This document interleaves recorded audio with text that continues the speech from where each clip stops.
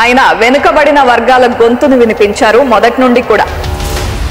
చేవెళ్లలో ప్రచార బాధ్యతలు ఎక్కువగా కాసాని వీరేష్ గారు తీసుకున్నారు.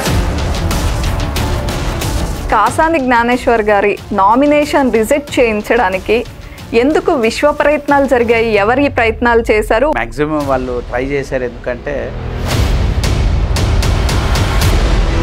మోహన్ రెడ్డి గారు ఆయన కాంగ్రెస్ లీడర్ అయితే బీసీలకు దమ్ము ధైర్యం ఉంటే ఈసారి మీ బీసీ అభ్యర్థినే గెలిపించుకోండి అని మాట్లాడారు. మీకు హెల్ప్ చేయడానికి ఆయన ఆ వర్డ్స్ మాట్లాడారా? ఆన్ అన్ యావరేజ్ 54 to 56% ఉన్నటువంటి బీసీలకి వాళ్ళ యొక్క రిప్రజెంటేషన్ చూస్తే it is less than 10%. Congress వైపే చూస్తారు ప్రజలని కాంగ్రెస్ చెప్తోంది. బీఆర్ఎస్ వైపు అసలు ఎందుకు చూడాలి? బీఆర్ఎస్ గురించి ప్రజలు ఏమనుకుంటున్నారు? కొత్త వ్యక్తులు కాదు కాబట్టి వాగ్దానాలు చెప్పాల్సిన అవసరం లేదు. మీరు ఇంతకు ముందు మాట్లాడుతూ ఒక పెద్ద స్టేట్మెంట్ పాస్ చేశారు. ఓడిపోయే సీట్లు బీసీలకు ఇస్తారు, అరాకొరా సీట్లు ఇస్తారు అని. ఎగ్జాంపుల్స్ చెప్పగలరా? చాలా ఉన్నాయి. హైదరాబాద్ సీట్లు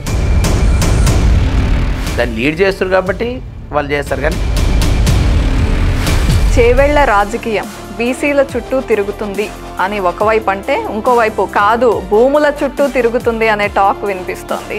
అక్కడ గొంతెత్తి మాట్లాడేవారు కంపల్సరీ బీసీలకు సంబంధించినటువంటి ప్రతినిధులు ఎక్కువ మంది ఉంటారు.